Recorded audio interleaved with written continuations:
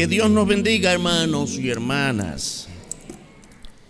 Bueno, estamos una vez más listos, después de haber alabado al Señor con nuestro tiempo de cantos. Vamos a ir a la palabra del Señor y para ello vamos a abrir el libro de Mateo, el Evangelio según Mateo, en el capítulo 16, y vamos a leer allí del verso 13 al 17. Mateo 16, del 13 al 17, dice así la palabra del Señor. Viniendo Jesús a la región de Cesarea de Filipo, preguntó a sus discípulos diciendo: ¿quién dicen los hombres que es el Hijo del Hombre? Ellos dijeron: unos Juan el Bautista, otros Elías, y otros Jeremías o alguno de los profetas. Él les dijo: ¿y vosotros quién decís que soy yo? Respondiendo Simón Pedro dijo: tú eres el Cristo, el Hijo del Dios viviente. Entonces le respondió Jesús: bienaventurado eres, Simón, hijo de Jonás, porque no te lo reveló carne ni sangre, sino mi Padre que está en los cielos. Amén. Oremos, hermanos. Padre bendito, santo tu nombre en esta hora. Muchas gracias por la bendición preciosa de este momento hermoso de recibir tu palabra, por cada hermano, cada hermana que ha podido venir, por cada grupo que se reúne también a la vez que nosotros nos reunimos con el mismo propósito: recibir palabra tuya. Padre, aliéntanos, tu Espíritu Santo en nosotros, moviendo nuestros pensamientos, nuestra mente hacia tu palabra y preparándonos para ponerla en práctica y gozarnos en ella y crecer y prepararnos también para dar testimonio de ella en todas las áreas y esferas de nuestra vida. Toma control de este momento, que seamos todos edificados y humillados en tu presencia, de modo tal que por humillarnos, como dice tu palabra, seamos exaltados, Señor, en conocimiento, en santidad y pureza, en el nombre del Señor Jesucristo. Amén. Nuestro tema esta mañana, hermanos y hermanas: identificándonos personalmente con Jesucristo. La Biblia nos enseña, hermanos, de la necesidad de identificarnos. El cristianismo, yo creo que esto se ha dicho hasta la saciedad, y el peligro de cuando una frase se repite muchas veces es que ya no la digerimos, ya no nos esforzamos por discernirla, la decimos sin pensar qué significa. El cristianismo no es una religión. No es que no sea una religión más, no es ninguna religión. El cristianismo es la identificación plena de cada creyente con Cristo. Mire bien qué interesante. El cristianismo no es ni siquiera la identificación de un creyente con una iglesia. La iglesia es el espacio donde crecemos. Pero hay muchos que son miembros de una iglesia sin tener a Cristo en su vida. Entonces, el cristianismo no es identificarme con una iglesia tal o cual de los miles de nombres con que se identifican las iglesias en este mundo. El cristianismo es la manera en que cada uno de nosotros se relaciona personalmente con Jesucristo.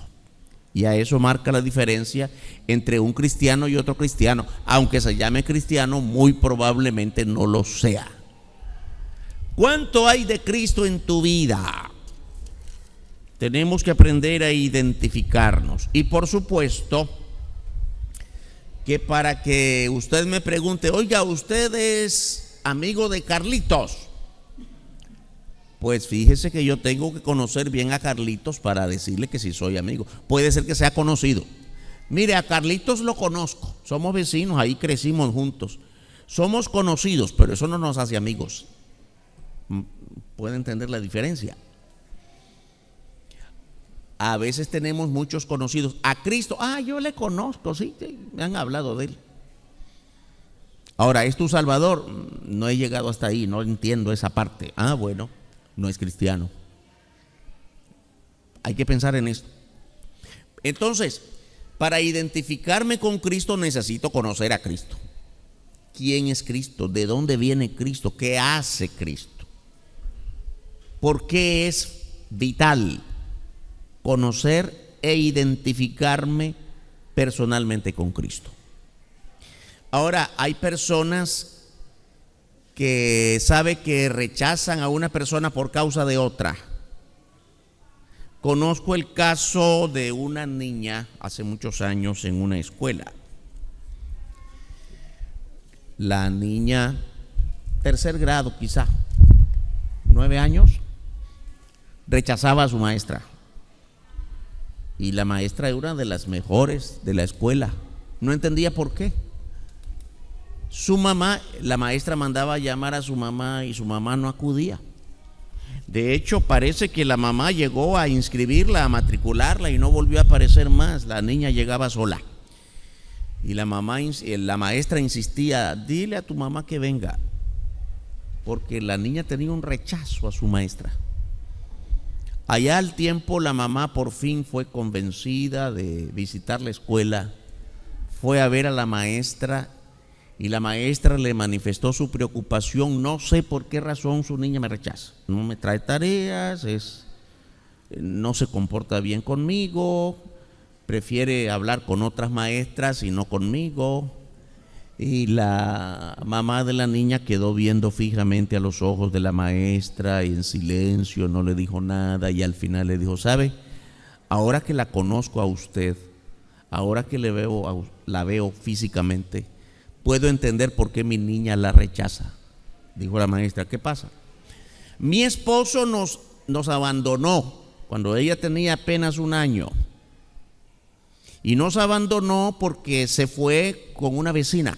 Así que mi hija conoce muy bien a la mujer con que mi esposo se fue. Y usted es muy parecida a esa mujer. La niña se hace la idea que o es ella o por parecerse físicamente la rechaza. ¿Nos ha pasado eso alguna vez? Usted llega al centro de trabajo y le preguntan o le dicen, le presentamos ahora a este nuevo persona en el equipo de trabajo. Hoy empieza a trabajar. Este se parece al otro, aquel que me hizo tal o cual daño. Todos los que son así tienen el mismo carácter, se parecen, se identifican y ya le rechazamos. Somos muy dados a eso. Y aunque no se parezcan físicamente, se parecen en algunas actitudes, en el modo de hablar, y ya lo identificamos como malo. Tenemos que aprender a identificar con Cristo para no confundirlo con cualquiera. Esta mañana podemos observar en las Escrituras el interés personal del Señor Jesucristo por saber qué pensaban los suyos de Él. Y como hemos leído ya en esta porción de Mateo capítulo 16, el Señor Jesús hizo 2 preguntas. La primera pregunta fue referente a lo que la gente dice de Él. Y la segunda, más directa, lo que dicen los suyos. En el verso 14 preguntó a sus discípulos diciendo, ¿quién dicen los hombres que es el Hijo del Hombre? El Señor Jesucristo quiere saber lo que la gente dice acerca de Él. ¿Qué han oído ustedes? Se lo está preguntando a sus discípulos, los más cercanos, los que están con Él todo el tiempo, los que conocen su palabra, los que han visto sus milagros, los que comen con Él, los que duermen con Él, los que andan caminando con Él. Y les pregunta, ¿ustedes han oído a la gente decir algo de mí? ¿Qué dice la gente de mí? Y ellos dicen, bueno, observe bien lo que dicen aquí en el 16 verso 14.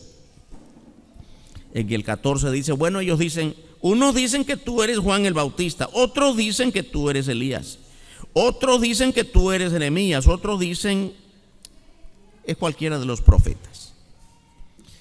Yo creo que hay que detenernos a pensar una cosa muy importante. Todos ellos son muy judíos y los judíos son muy celosos de su historia, de su raza, de sus tribus. Todos dicen, somos hijos de Abraham. Para nosotros eso no significará mucho porque, aunque por la fe somos hijos de Abraham según la Biblia, pero por raza estamos lejos. Entonces no nos identificamos con esa condición de raza, pero ellos sí. Somos hijos de Abraham, de Isaac, de Jacob, y cada quien miembro de la tribu de Efraín, Benjamín, Judá, Manasés, las 12 tribus de Israel. Ay, defienden eso con mucha fuerza. Y dentro del carácter muy judío, estos personajes mencionados aquí, ay, hermanos, son identidades de la nación. Usted no puede ofender el nombre de Moisés o de Abraham sin ofender a un judío verdadero. Se ofenden porque ellos se identifican con estos nombres muy bien. Juan el Bautista, Elías, Jeremías, grandes profetas. Nosotros somos hijos de David, descendientes de David, o de cualquiera de los grandes personajes. Una cuestión de mucho celo de raza. Lo que quiero decir en este momento, hermanos y hermanas, es que cuando ellos dicen, dice la gente que tú eres Elías, primero eso marca la idea de la reencarnación. Ellos sabían que todos estos personajes ya no existían. El último muerto es Juan el Bautista aquí. Dicen que tú eres como Juan el Bautista reencarnado. No mencionan la palabra reencarnación, pero se da por entendido. Si ellos sabían que ya Juan el Bautista había muerto y dicen que Jesús es Juan el Bautista, si ellos sabían que Elías había muerto siglos atrás y ellos dicen, este es Elías, ¿qué están diciendo? Elías reencarnó, Jeremías reencarnó en Cristo. El punto también aquí es que si ellos identifican a Jesús con estos personajes, tienen un alto y un muy elevado pensamiento de Jesús. No nos hagamos la idea, dicen que tú eres Elías, que eres cualquiera. No. Eres alguien muy alto. Para la gente tú representas un estándar de persona muy alta. No solo por la personalidad de lo que ellos fueron y representaron, sino por lo que significan para la nación de Israel. Tú eres alguien muy alto en la mentalidad común de la gente. Eran parte de la identidad como nación. Representaban la relación de Dios con la nación. Era una muestra de que creían en la reencarnación. Y además, ellos no identificaban nunca con esto a Jesús como el Hijo de Dios. Elías, Jeremías y cualquier otro de los personajes, Abraham, Isaac, Jacob, Moisés, Josué, José, cualquiera de ellos, eran grandes personajes, pero no los identificaban como hijos de Dios, en el término de unigénito de Dios, del Mesías de Dios. No llegaban hasta ahí en el pensamiento común en relación a Jesús. Reconocían a Jesús como alguien muy grande. Ahora, la siguiente pregunta que está en el verso 15 nos muestra el verdadero punto al que Jesús quería llegar. Vamos a tratar de parafrasear un poquito. Bueno, discípulos, me han dicho lo que la gente cree de mí, pero yo quiero ir ahora a ustedes. Dejen que la gente crea de mí como quieran creer. Yo quiero saber qué piensan ustedes de mí. En el versículo 15 que dice la Escritura, y Él les dijo, y vosotros, ahora es ustedes, los que me siguen, los que comen conmigo, los que caminan conmigo, ¿quién decís que soy yo? Ahora vamos a observar, hermanos y hermanas, cómo lo reconocían los suyos, los del círculo más cercano. Hermanos, qué decepcionante hubiera sido, qué decepcionante hubiera sido si el Señor hubiera recibido de ellos la misma respuesta que de la relación con la gente. Bueno, nosotros también pensamos que tú eres como Elías y Jeremías. Y ustedes son los que andan conmigo. Yo quiero adelantarme un poquito, hermanos, en relación a nosotros. ¿Qué dice la gente en la calle de Jesús? Usted sabe, ¿no? Jesús es el colochón. Sí, no. El colochón. Un gran humanista. Hace un tiempo le preguntaron a un gran literato, un gran personaje de un país: se sabe que usted es un gran lector de la Biblia. ¿Qué es para usted la Biblia? Bueno, la Biblia es un libro interesante porque es el libro que cuenta de mejor manera la historia del pueblo hebreo. Se acabó. Ahora, ¿cuál es la frase que suena demasiado entre nosotros? ¿Qué es la Biblia? La Biblia es la palabra de Dios, ¿sí o no? Ahora, ¿digerimos bien eso? ¿Qué significa que la Biblia es palabra de Dios? ¿Qué significa que la Biblia es el libro o los libros que nos revelan la persona de Dios? Eso no lo dice la gente, pero lo decimos nosotros. Pero pensamos exactamente como lo estamos diciendo. Es palabra de Dios, Dios revelado, y como máxima forma de revelación la persona de Cristo. Eso no lo puede digerir la gente. La gente lo dice de muchas maneras, y especialmente de esta manera como lo dijo este personaje entrevistado. ¿Qué es para usted la Biblia? El libro que mejor presenta la historia del pueblo hebreo. Es un libro de historia, uno más, entre otros muchos libros. No tiene nada que ver con Dios. No tiene nada que ver con la eternidad de Dios, ni la redención del hombre, Dios encarnado para salvarnos. No tiene nada que ver con eso. Es un libro más de historia. Qué deprimente hubiera sido para Jesús escuchar eso de sus propios discípulos. La pregunta que Jesús hizo en el versículo 15 es una pregunta directa. Lo que han dicho hasta ahora es lo que dice la gente, pero yo quiero saber qué dicen ustedes. Es a su círculo más cercano. Los escogió para que fuesen diferentes de los demás, igual que nos ha escogido a nosotros, que somos la iglesia conformada por personas salvas en Cristo. ¿Qué decimos nosotros de Cristo? Nosotros que oramos a Dios todos los días, que leemos la Biblia todos los días. Perdón por los que no la leen, pero me refiero a los que la leen. Que los que son salvos, perdón por los que son hasta miembros de la iglesia, pero no son salvos, porque esto es para los salvos. El Señor Jesús preguntándonos a nosotros: ¿y ustedes que son salvos? ¿Quién dicen ustedes que soy yo? No importa lo que otros piensen de Él. Él quiere saber qué representa para ellos, para los suyos. ¿Quién es Jesús para ti, hermano, hermana? ¿Quién dicen ustedes que soy yo? Jesús quiere que le identifiquemos correctamente, porque Él no es Juan, porque Él no es Elías, ni Jeremías, ni un profeta más. Aunque ellos representen, tanto para los judíos como para nosotros según la historia bíblica, un estándar de vida muy alto, aún así, Dios no es Elías. El Señor Jesucristo no es Elías. El Señor Jesucristo no es José de Génesis, ni es Josué del Éxodo, ni es Moisés. Hermanos y hermanas, Jesucristo es Dios. Tu respuesta siempre va a expresar qué tipo de relación tienes con Él. Esto es importante.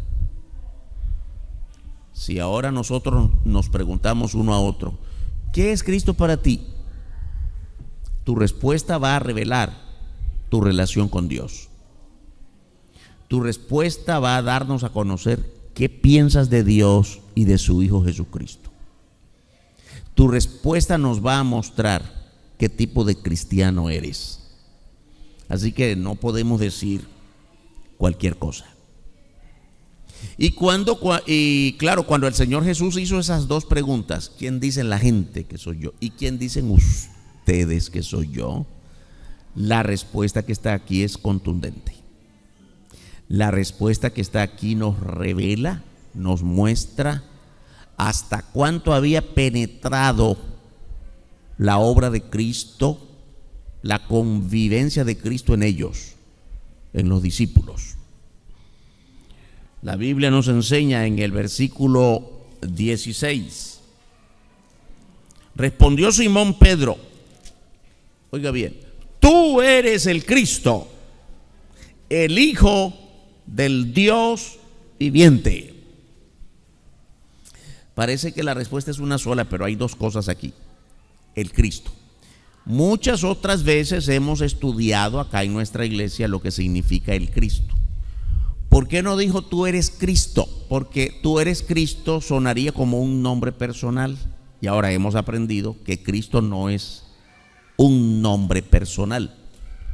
El nombre personal del Señor es Jesús. El Cristo es un título. Muchas veces lo hemos dicho acá, lo hemos estudiado, lo hemos aprendido. El Cristo es en griego lo mismo que en el hebreo es el Mesías. Tú eres el Mesías. Volvemos a la mentalidad muy judía. ¿Qué era para un judío el Mesías? El personaje que vendría de Dios y que fue profetizado por los profetas del Antiguo Testamento. Hemos estado esperando al Mesías de Dios. Y la Biblia nos enseña que habían existido antes de la venida de Cristo algunos otros personajes que se habían presentado como falsos Mesías. Y por allá otro, y por allá otro. Ahora que Jesús viniera a decir, yo soy el Cristo, yo soy el Mesías, el enviado de Dios, por eso la mayoría no creyó en él. Otros se han levantado. Si el Mesías como tal había sido profetizado más de 400 años antes, hemos pasado más de 400 años esperándolo y ahora apareces tú, igual que otros muchos han aparecido. Así que yo no creo que tú seas el Mesías. Pero cuando Pedro dice, yo sí creo, y nosotros los que estamos aquí creemos, nosotros los discípulos, a quienes tú nos estás preguntando, ¿quién creemos nosotros que eres tú? Nosotros sí creemos que tú eres el Mesías, que tú eres el Cristo. Y la segunda parte, no solamente un enviado de Dios, eres el Hijo de Dios, el Hijo del Dios viviente. Ay, amén, amén, hermanos. El Señor Jesucristo es Dios hecho carne, Hijo de Dios. Ahora todos sabemos de memoria, no tenemos que ir allí lo que dice Juan 3:16. Porque de tal manera, yo siempre he dicho, hermanos, que hablando del Nuevo Testamento, del Antiguo Testamento, tal vez algunos de los salmos son los más conocidos hasta de memoria, pero Juan 3:16 lo sabe hasta el de la esquina que nunca ha venido a una iglesia. Yo creo que es el versículo más memorizado. Y qué penoso que alguno de la iglesia no sepa de qué estamos hablando. Porque de tal manera amó Dios al mundo que ha dado a su Hijo. Muy bien, la palabra unigénito. Hay algunas traducciones de la Biblia que no logran expresar lo que significa la palabra unigénito en el griego. La palabra unigénito la traducen como único. Ya no usan la palabra unigénito. Porque de tal manera amó Dios al mundo que ha dado a su Hijo único. No, hermanos. Unigénito es mucho más que único. Unigénito es del mismo gen, de la misma línea genética de Dios. Si nosotros creemos que Jesús es el único nada más, ya no es el único. Jesús ya no es el único hijo. ¿Cuántos hijos de Dios hay aquí? Ay, qué bueno, ¿eh? Me anima eso, que no estoy solo. Ya vemos muchos hijos de Dios. Ahora, hijos de Dios en Cristo. Fuera de Cristo no hay hijo de Dios. ¿Estamos claros de eso? Sin Cristo no hay hijos de Dios. Pero nosotros hemos llegado a ser reconocidos como hijos de Dios, adoptados de Dios como hijos por la obra de Cristo de redención por nosotros. Amén. Pero el punto es que si Jesús es hijo, ya nosotros también somos hijos. Ya no sería el único. La cosa es que unigénito es mucho más que único. Unigénito es de la misma naturaleza que el Padre. El Padre es eterno desde la eternidad hasta la eternidad. Jesús, como Hijo de Dios, es eterno desde la eternidad hasta la eternidad. El Padre es Rey de todo el universo. Jesús es Rey de todo el universo como el Padre. El Padre es todopoderoso. Jesús es todopoderoso. El Padre es santo. Jesús es santo de toda santidad. ¿Hay alguno que sea como Él?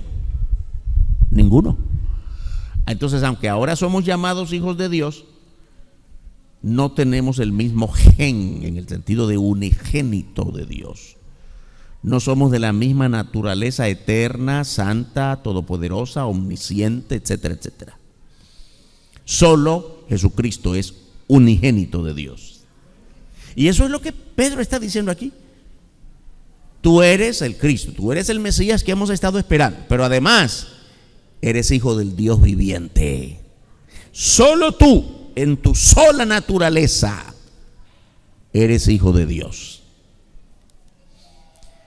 No está diciendo Pedro cualquier cosita. Y por esa misma razón, Pedro le identificó correctamente: el Cristo, el Mesías, no otro, no uno más, no uno de ellos, sino el único en tu sola naturaleza con Él.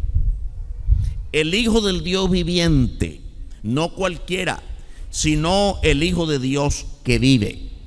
Tú eres el eterno.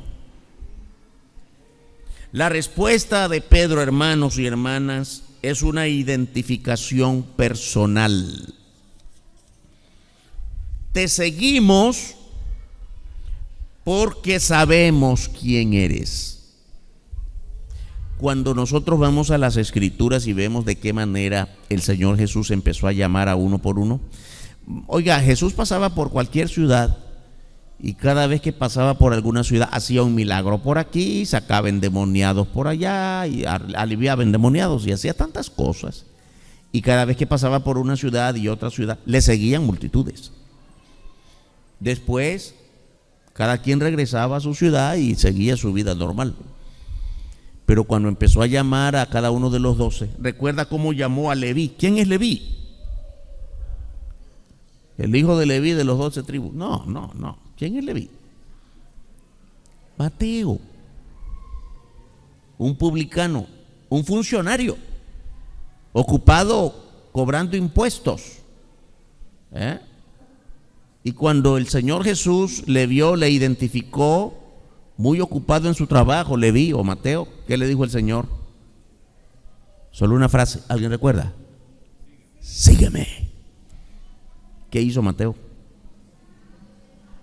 Dejó todo su trabajo, que no era vender cualquier cosa, era un funcionario, y le siguió para siempre. Llegó a ser uno de los 12 apóstoles. Le siguió, hermanos. ¿Por qué le siguió? Bueno, no nos dice detalles la Biblia, pero lo que podemos entender es que si alguien sigue a otra persona así por así, es porque fue movido a entender, por el Espíritu Santo fue movido a entender quién era ese personaje. Que si ya tenía conocimiento de quién era el Mesías, muy probablemente que si ya había oído de decir de Jesús algo y de sus milagros y pasó por allí, cualquiera hubiera sido la forma. Lo que sí podemos ver es que Mateo dejó su quehacer, su vida cotidiana para siempre, para seguir a Jesús con una sola frase: sígueme. Lo mismo cuando se encontró con Simón o Pedro y su hermano Andrés, y lo mismo cuando se encontró con Juan y Jacobo su hermano, los hijos de Zebedeo. ¿Cuál fue la frase de Jesús? Les haré a partir de ahora pescadores de hombres. Y dejaron las redes y le siguieron. ¿Comprende? Observaron en Jesús, vieron en Jesús, sus corazones fueron movidos sobre Jesús, sabiendo quién era Él. Y por eso le siguieron para siempre. Te seguimos porque sabemos quién eres. Te seguimos a pesar de los riesgos que eso implique. ¿No nos dice la Biblia los enormes riesgos que enfrentaron? Y además, más que riesgos, fueron realidades. Siguieron a Jesús y a partir de allí fueron, especialmente después que Jesús se fue de ellos al cielo, después de la gloriosa resurrección, comenzó, hermanos, la más terrible persecución de todos los tiempos. Cárceles, azotes, apedreamientos. La Biblia abunda en esa información en el libro de los Hechos para nosotros. ¿Cómo? Y precisamente eso es lo que hemos venido estudiando, ¿no? ¿Cómo surgió la iglesia en el libro de los Hechos? No surgió en un lugar tan bonito como esto. Ay, qué frescos que estamos en la sombra, bien sentaditos. ¿Usted cree que así nació la iglesia? No, hermanos, no hubo templos, bajo persecución, bajo amenazas, en las casas. Y aún los que prestaban sus casas fueron amenazados y encarcelados. Te seguimos dejando atrás todo lo que hasta ahora ha significado nuestra vida. Todo. Redes para pescar, mesa de impuestos, las cosechas, los ganados, si es que alguien fue se dedicaba a cuidar ovejas. Cualquiera hubiera sido su trabajo diario, su familia. Dejamos todo eso para seguirte a ti. ¿Sabes por qué? Porque sabemos quién eres. Hermanos, hermanas, usted y yo, ¿por qué seguimos a Jesús? Porque sabemos quién es. O porque mi papá y mi abuelita me trajeron desde chiquito y ya no puedo cambiar de iglesia. Esa es la razón por la que vienes. Porque me gustó el ambiente de amistad que hay aquí. Esa es la razón por la que vienen. Qué bueno que todos seamos buenos amigos, pero esa no es la razón por la que venimos. Pero también es que hay otra razón, hermano. Hay 2 o 3 que me deben y si no los encuentro el domingo no les cobro. Perdonen, pero hay razones como esas. Sí, es cierto. ¿Eso te hace cristiano? Es que yo quiero que mis hijos se desarrollen en un ambiente moral y ético. Eso es todo. ¿Qué significa Cristo para tu vida? ¿Qué respuesta das que sea lo más parecido a lo que Pedro dijo? Yo te sigo porque tú eres el Cristo, el Hijo del Dios viviente. Y el Señor Jesús declara algo contundente aquí en el verso 17. Entonces el Señor respondió: bienaventurado eres, Simón, dichoso eres, Simón, feliz Simón, qué dichoso eres, Simón, le dijo el Señor, hijo de Jonás, porque no te lo reveló carne ni sangre. ¿Sabes? Esto no te lo dijo el vecino. Esto no se te ocurrió aquí ahorita mismo que estoy preguntando, sino que te lo reveló mi Padre que está en los cielos. Esta es una verdad que viene del cielo.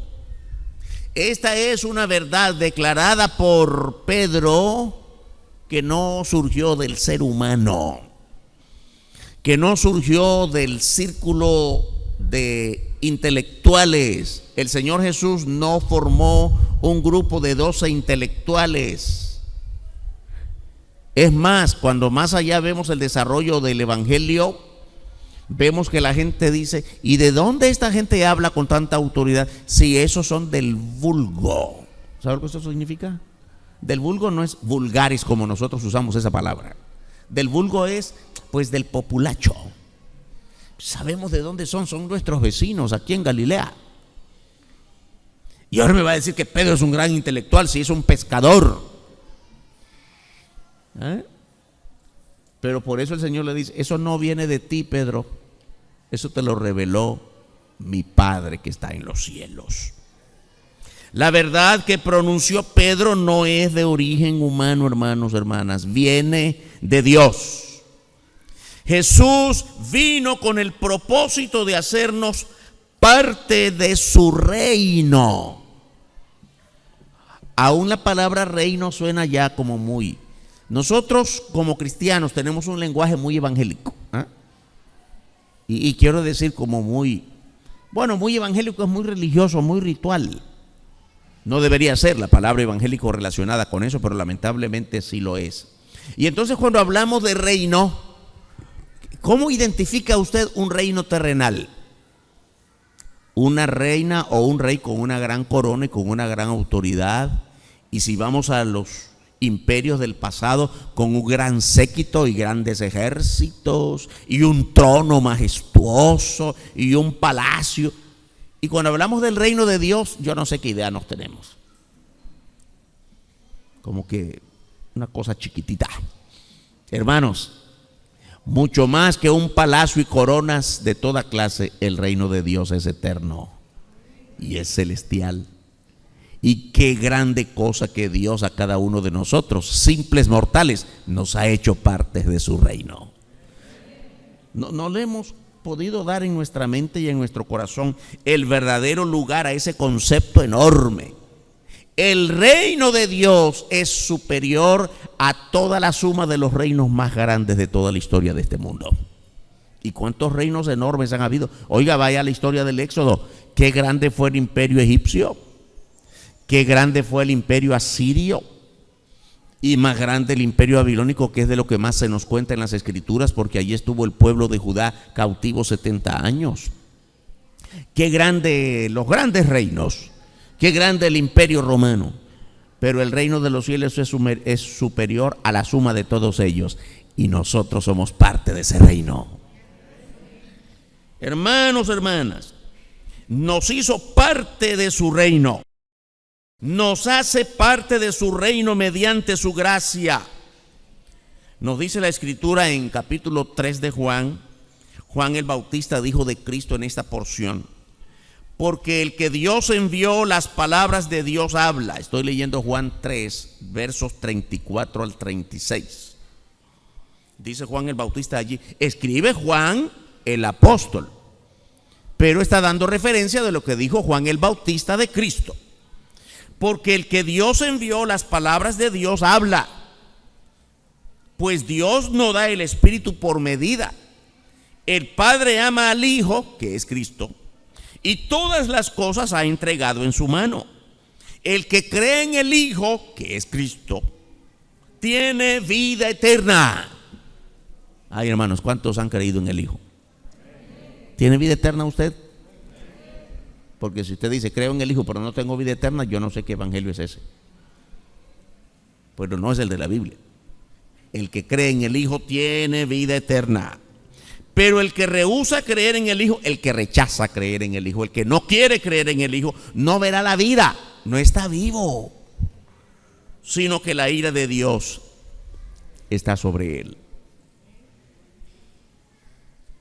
El Señor Jesús, que es el unigénito, que es el Hijo del Dios viviente, nos hace parte de su reino mediante el arrepentimiento de nuestros pecados, por lo cual nos da su perdón.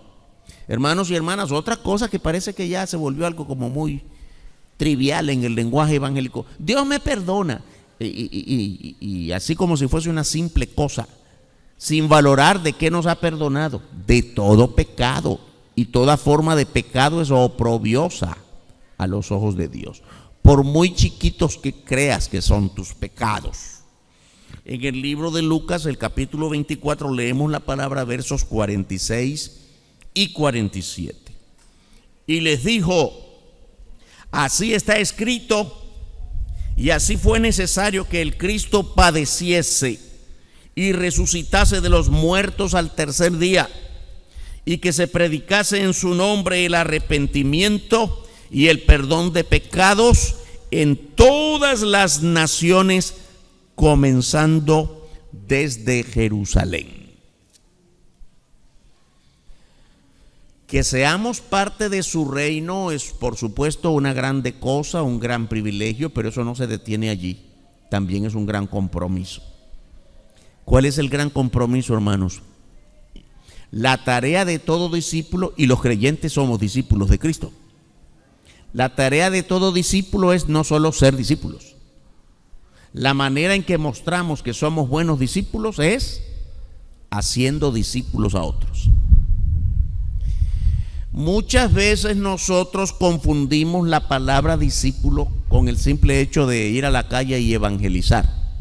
Óigame, evangelizar es apenas el comienzo. Pero evangelizar y ganar a una persona para Cristo es apenas el comienzo. Eso no ha terminado. El discipulado significa que te pones como mentor o como ejemplo para esa persona hasta que esta persona crezca lo suficiente para ser a otros discípulos. El discípulo bueno siempre está discipulando a otros. Ahora, vamos a hacer un poquito la pregunta de Jesús. ¿Quién dice la gente que somos nosotros? Un grupo de gente que se reúne a cantar todos los domingos, porque ya ni los martes quieren venir. Y que se la pasan bien. Eso es lo que la gente dice de nosotros. Ahora yo les digo, hermanos y hermanas, que el barrio diga eso, está bien que lo digan, pero voy a ser más directo. ¿Quién dice el mundo que somos nosotros delante de Cristo? ¿Quiénes decimos nosotros que somos delante de Cristo? La respuesta no puede ser la misma del mundo. Un grupo que nos reunimos para confraternizar. La iglesia se ha vuelto, y yo no estoy hablando de solo nosotros, también de nosotros, pero de toda iglesia. Pues nosotros somos un grupo de amigos, hermanos, que nos la pasamos bien. Eso es todo hoy, hermano. ¿Qué fracaso habrá sido para el evangelio si somos solo un simple grupo de amigos? Un club de farándula. ¿Sabe que esto es verdad? Lo que es para farándula. La pasamos bien. Nos reímos y de vez en cuando algún bocadillo. Ay, hermano, qué deprimente. Eso no es la iglesia de Cristo. Que diga la gente lo que diga de nosotros, está bien, es el mundo, pero ¿qué decimos nosotros? ¿Qué somos delante de Cristo? ¿A cuántos estás discipulando en este mismo momento? Por lo menos a uno, qué bueno. A ninguno te falta ser cristiano. Suena duro, ¿verdad?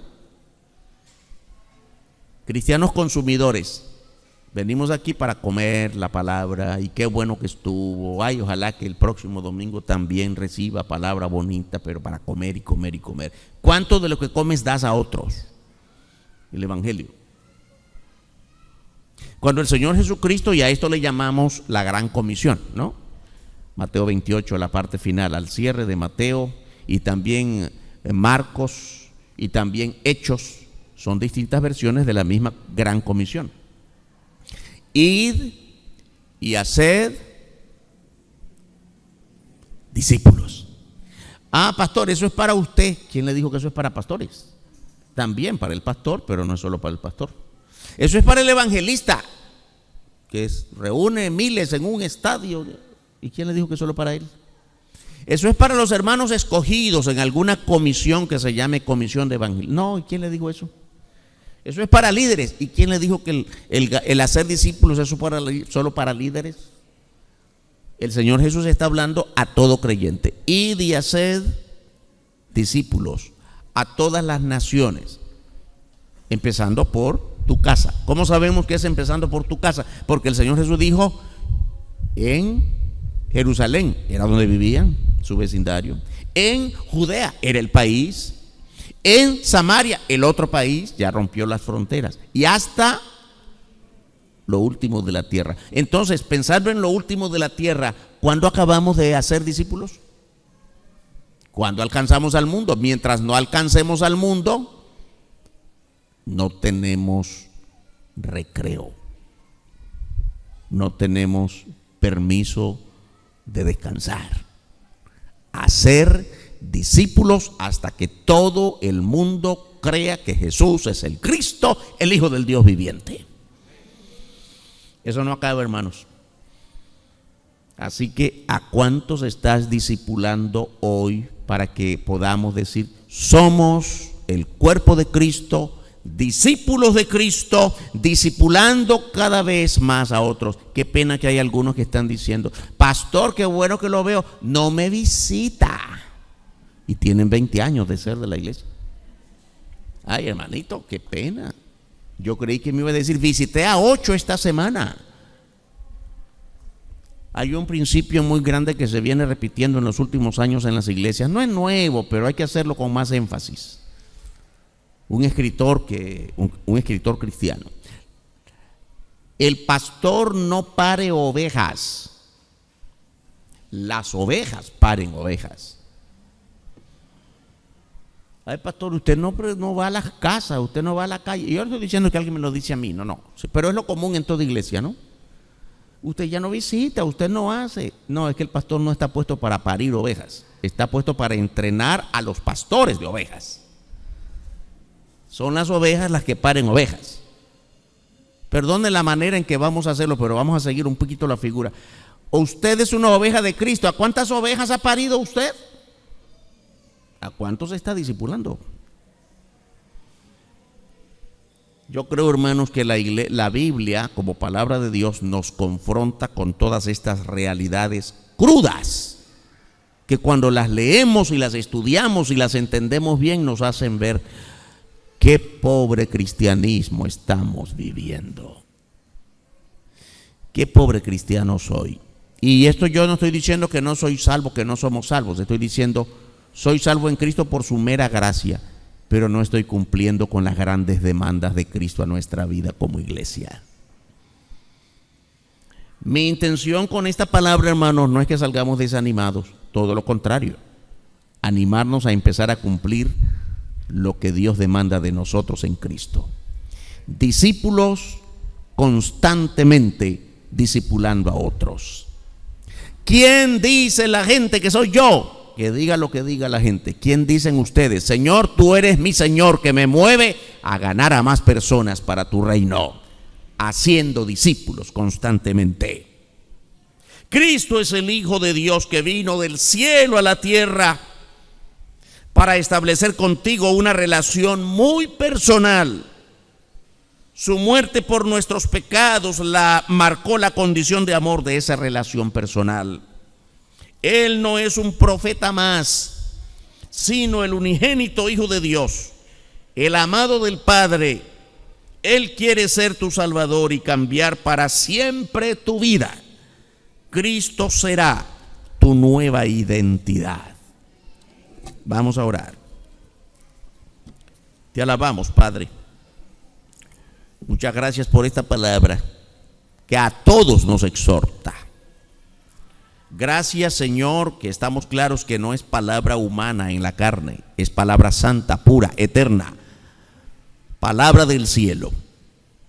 Perdónanos cuando no cumplimos ni por cerca los grandes preceptos y las grandes medidas establecidas en tu palabra. Llénanos de tu espíritu para que podamos cumplir con tu palabra cada día. Ayúdanos a que esta palabra traiga ánimo, claridad en nuestros pensamientos y que podamos con la palabra y con nuestros hechos declarar al mundo quién eres tú, el Hijo del Dios viviente. Bendito tu nombre eterno y glorioso, en el nombre del Señor Jesucristo. Amén. Que Dios nos bendiga, hermanos y hermanas.